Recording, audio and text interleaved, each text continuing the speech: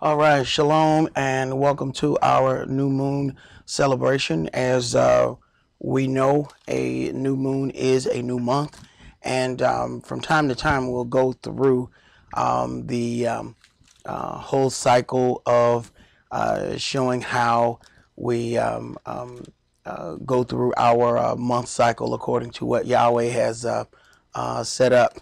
And I'm glad I didn't set that up tonight, because normally it would help for us to go through the graphics in the sanctuary, but we're in the process of changing out the television, so we're gonna need to get another adapter, but the people on the internet will still be able to see the graphics. We're going to start tonight's sermon in Genesis chapter 4.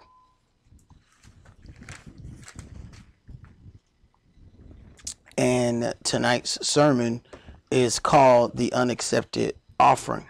And what we have to consider, especially as we get to Yahweh's holy days, that Yahweh doesn't have to accept any and everything that we offer unto him. We have to remember what Dawid said when something was to be given to him. He says, I cannot offer that unto my Elohim, that which cost me nothing. So it was already going to be a blemish spiritually in the offering. A lot of times when we look and we talk about a acceptable offering, people automatically go back to sacrifices, and this has a blemish in it. But there was already a spiritual aspect to that from the beginning. And as we get further down in the book, we found out that our works, us presenting ourselves, all of that is a part of our offering. It's not just this thing of we have something physically to give.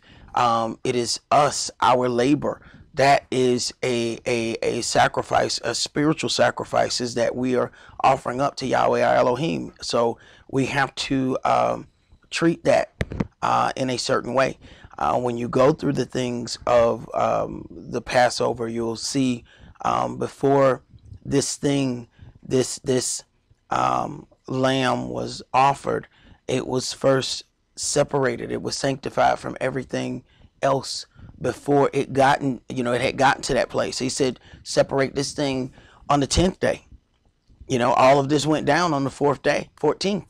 So then you talk about this sanctification or separation of 3 days just for this thing. Now, it was already placed in a point where it didn't have a blemish, but then it's still separated from all the other things. So this even giving it another level of purity before it is offered unto Yahweh our Elohim. Genesis chapter 4, and let's start that at verse 1. And Adam knew Eve his wife, and she conceived, and bare Cain, and said, I have gotten a man from Yahweh. And she again bare his brother Abel. And Abel was a keeper of sheep, but Cain was a tiller of the ground. And in process of time it came to pass that Cain brought of the fruit of the ground an offering unto Yah. And Abel he also brought of the firstlings of his flock and of the fat thereof.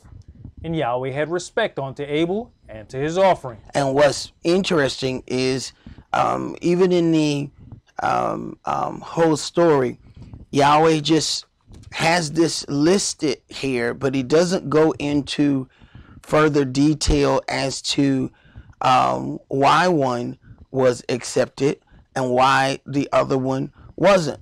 He leaves that there, but he gives you what those things were. One brought from the work that he did. One was a tiller of the ground, so he brought things of the ground. The other was a keeper of sheep, so he brought things that came from his flock. So from the beginning look of it, it seems like everything is even, because they both brought from what they were, basically accustomed to dealing with. So right away, you don't really see how one can be accepted and the other not.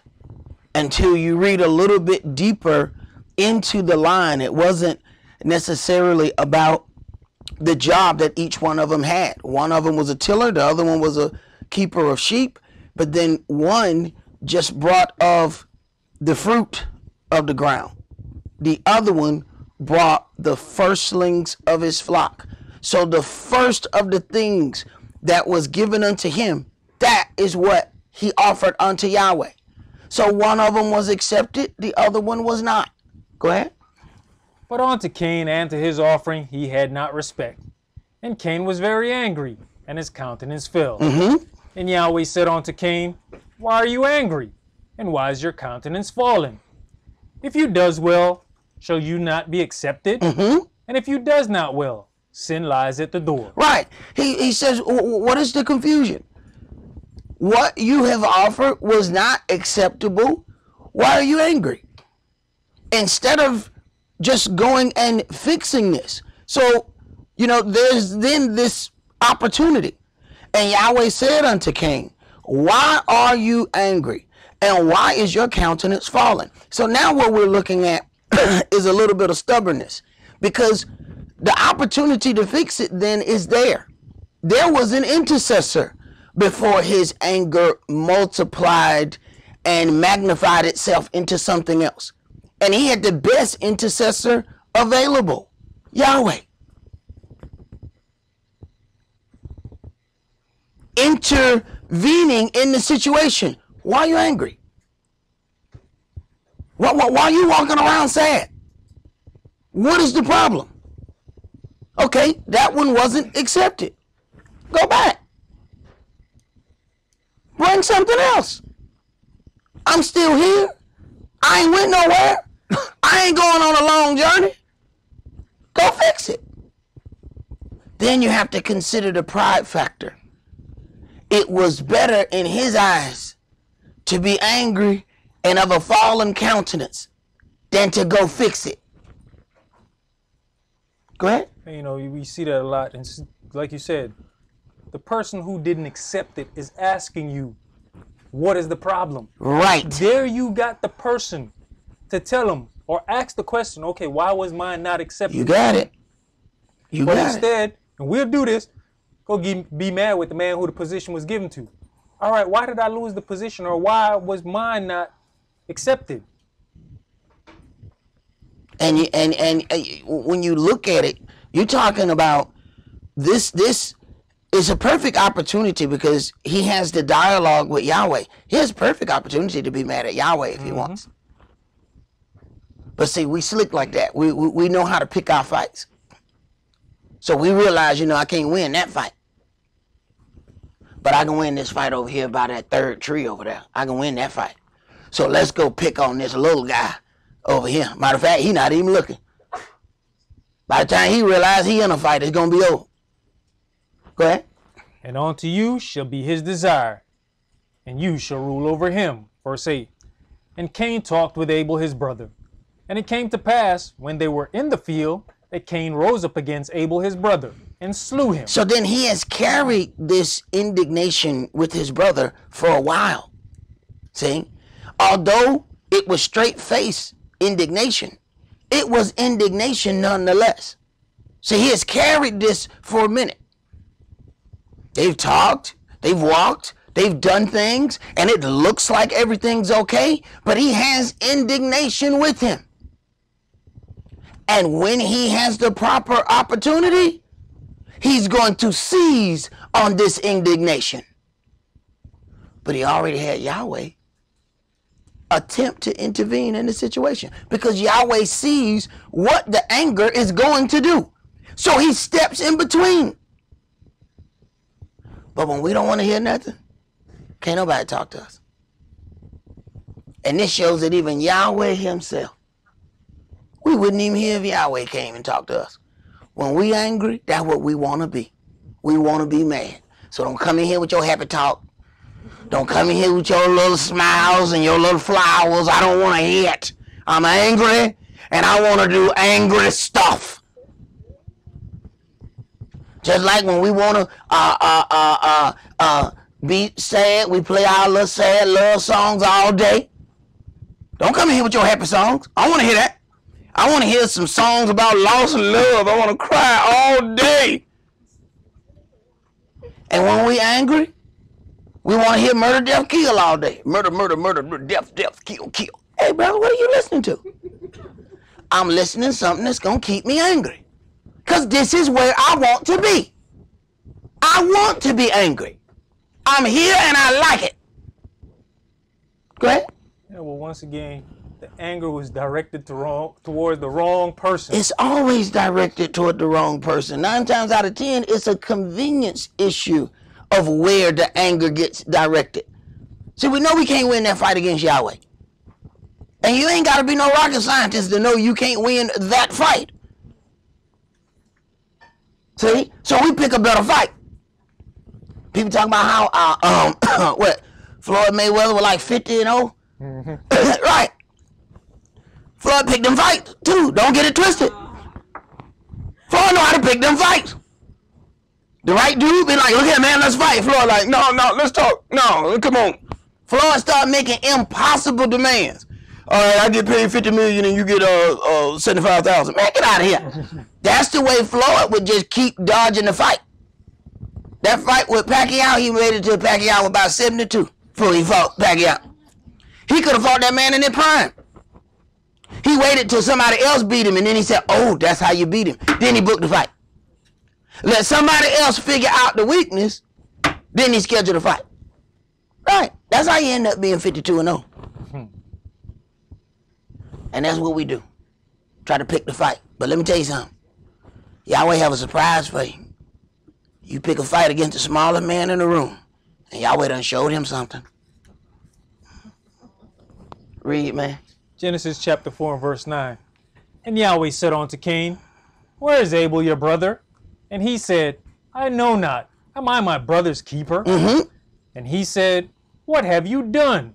The voice of your brother's blood cries unto me from the ground. So his offering was so acceptable unto Yahweh that even in death, he is still spoken for. Go ahead. And now are you cursed from the earth, which has opened her mouth to receive your brother's blood from your hand. And when you till it the ground, it shall not henceforth yield unto you her strength. A fugitive and a vagabond shall you be in the earth. And Cain said unto Yahweh, my punishment is greater than I can bear. Now you see the interesting part about, wrath and vengeance. Right after people execute wrath and vengeance in their action, that they are the first ones to ask for mercy. The very thing that they were not willing to give. And it's nothing for us to do it. Be absolutely without mercy. And then go right to the same individual and ask for mercy. Understand now, this is the same Yahweh who said, why are you angry? Now he's asking for mercy from the one who tried to talk him out of what he was going to do. But because he said it before he did it, your claim is not justified. See, that's our own stubborn position. Because you saying this to me, but I ain't killed nobody yet. Yeah, but you angry. And if you keep letting that go on, sooner or later something going to happen. Why don't you deal with it? But this is the one that he wants to talk to now. Why you didn't want to talk to me before? You had an opportunity to talk to me before all this hit the fan. Why you didn't talk to me then? Now you want to talk? Now you want to ask for mercy? Go ahead. It's interesting. He also polluted his own works. Because the stuff that he did normally has now become harder. He was a tiller of the ground. Now you polluted the ground. And the ground will not yield to you anymore. Right. And so you put blood in your own work. Go ahead. And Cain said unto Yahweh, my punishment is greater than I can bear. My punishment is greater than I can bear. This is some of the most interesting stuff ever if you just slow down and read it. I have killed an innocent man, but my punishment is greater than I can bear. I can't believe I have to go through this. Why me? Why do I?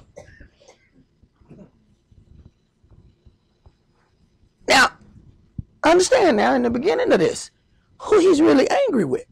He's angry with Yahweh. And this is who he's talking to now. But after the murder, it would have been better to go ahead and have that come. Because this is who he was really angry with anyway. Mm-hmm. His brother was who he took the anger out on. See? Because it appeared that he was receiving the father's affection and the other one wasn't. All it had to do with was the offering. Fix the offering. Now the offerings are polluted forever. Go ahead. Behold, you have driven me out this day from the face of the earth, and from your face shall I be hid. Right, but I still want to see the Father's face even though I've killed an innocent man. Go ahead. And I shall be a fugitive and a vagabond in the earth. And it shall come to pass that everyone that finds me shall slay me. Yeah. You have to look at it. So the one who killed don't want to be killed. But you notice that's always the case? The people who lie don't never want to be lied to. The people who steal don't never want to be stole from. I mean, they are just appalled when somebody steals. So I can't believe somebody done stole my such and such. Did you steal for like 12 years straight? So like, how are you so offended that somebody stole your such and such? It is utterly amazing. Go ahead. And Yahweh said unto him, therefore whosoever slays Cain, vengeance shall be taken on him sevenfold. And Yahweh set a mark upon Cain, lest any finding him should kill him. And Cain went out from the presence of Yah, and dwelt in the land of Nod, on the east of Eden. And you have to look at even the small caption there, says the first civilization. So you're talking about the very first thing built in the earth comes from a murderer. Consider that. Let's go to 1 John chapter 3. So when you talk about how evil is allowed to prosper, and what we do, especially here on the earth, we will then believe that we're blessed through certain dealings because we have money. Just pause for a second. The righteous man is being killed, and the evil guy builds a city.